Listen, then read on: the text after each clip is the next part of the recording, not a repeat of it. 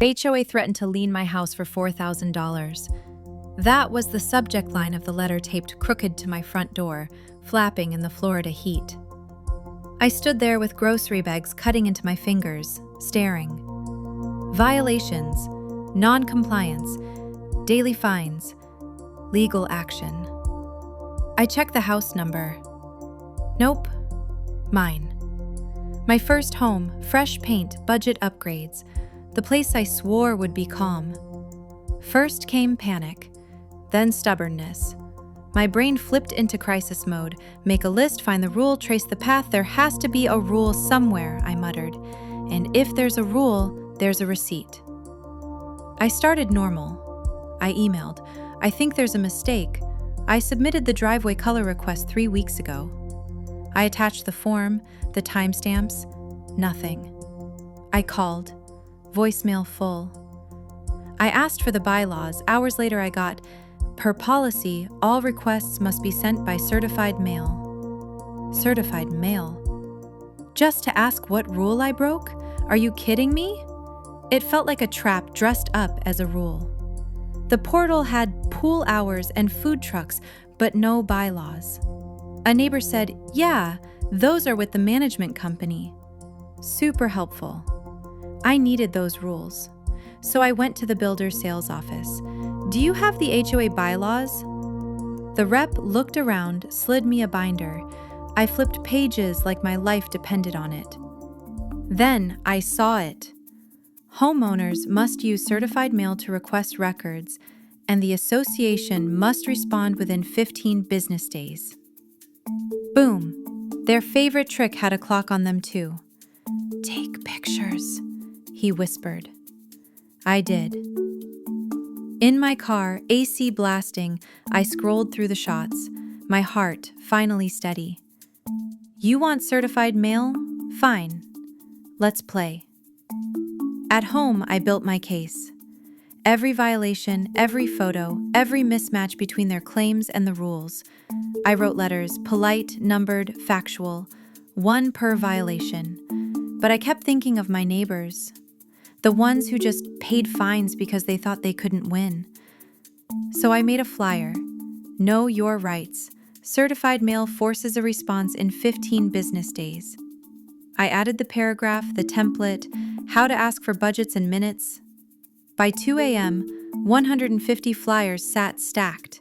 At dawn, I taped them to mailbox posts while walking my dog. Monday morning, I carried a bag of envelopes into the post office. 23 certified letters. Each with evidence. Each with one simple ask. Show me the rule. Show me when it was adopted. Show me the minutes. The clerk raised an eyebrow. Trouble with the HOA? I laughed, just following their rules. The green slips felt like trophies. By midweek, the neighborhood chat lit up. People were sending their own certified letters, asking for budgets, vendor contracts, mulch votes. Do they really have to answer? Someone asked. I posted the screenshot. Yep, they did. My first reply came on day 14, a generic form letter that ignored my questions. The bylaws said substantive response. I sent another certified letter pointing that out. Another green slip. Another countdown. I wasn't nitpicking. I was building a trail, the kind you could hand a judge. Then the cracks showed. A neighbor got a letter with an internal note still attached. We need to slow these down. Legal says we're not required to send minutes unless requested during the annual period. But the bylaws didn't mention any annual period. Another neighbor got cited for a standard that didn't exist in the binder. I asked for the adoption date and the vote. Silence. Day 15 passed. Another letter. The post office became my second home. And I realized bureaucracy gets expensive when you force it onto paper. Not for me. I spent a few $100. For them, that's money. I stayed calm.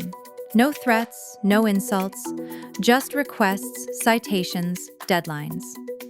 23 letters became 31 because every half answer became a failure. Neighbors copied my style. The board called a special meeting to address misinformation. 3 people showed, me and 2 retirees with notebooks. When I asked about the fake standard, the president muttered, "We're aligning documents." Word spread. Parents talked at the playground. Dog walkers compared green slips. An older woman handed me a shoebox of notices. "They fined me for my wheelchair ramp," she whispered, voice shaking. I found the clause, clear exemption for accessibility. I drafted 2 letters for her, one citing the exemption, another demanding a refund. She cried when she signed. That's when the bigger picture clicked. The developer still owned commercial land, rumored for a grocery store. The board's standards would force the developer to pay for upgrades they hadn't planned. Our fines were leverage. Our confusion was cover.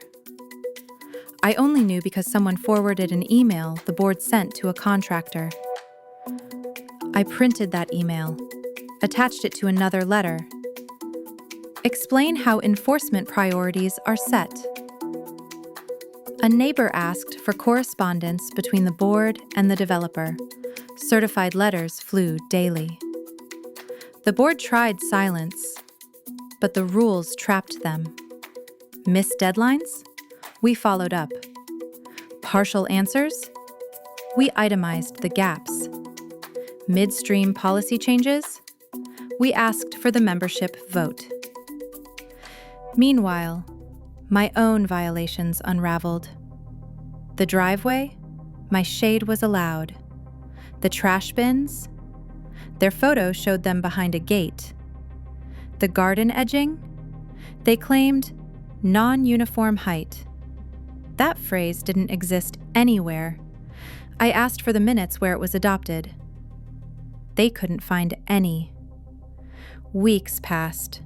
Their case collapsed. 6 weeks in, momentum shifted. Over 100 homeowners had sent at least one certified letter. People who never came to meetings were quoting bylaws on walks. The board scheduled another meeting, this time at the clubhouse. Folding chairs, sign-in sheets.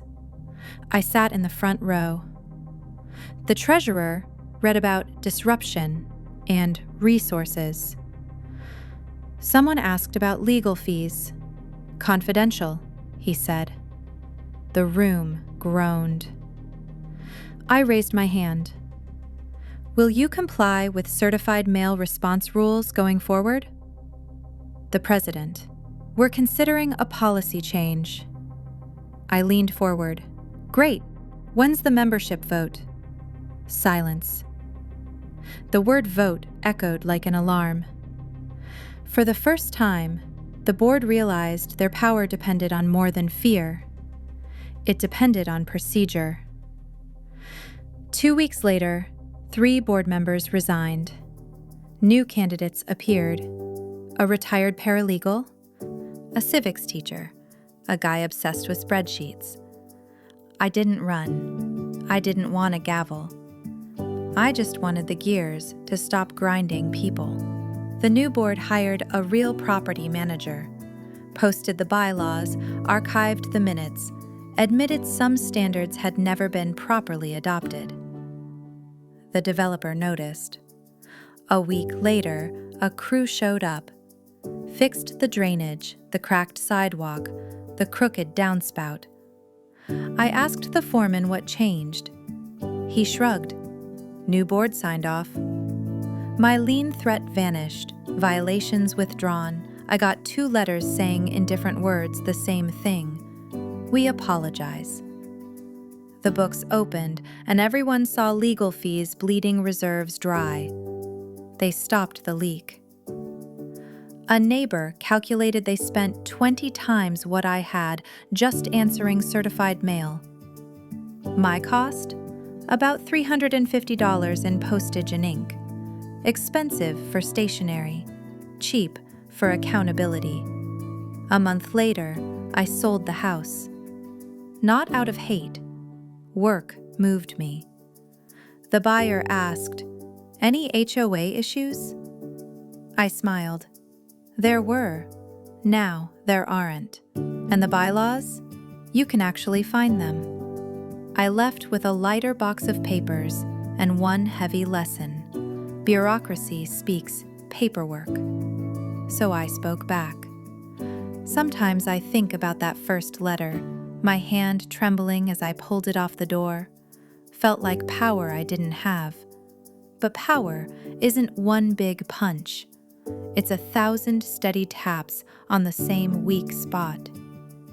I didn't hack anything, didn't scream. I just used their favorite rule and mailed it back to them until they had to keep their promise or admit the promise never existed. If you're staring at a notice like I did, stomach knotted, sure you're alone. You're not. Read the rules, count the days, ask for the minutes, write it down, stamp it, send it. Then do it again, and again, until silence finally has to talk back. In my case, it said, "We apologize." Best $350 I ever spent. Not on a lawyer, not on a loophole, just on a stack of little green receipts that said, loud and clear, "You don't get to ignore me."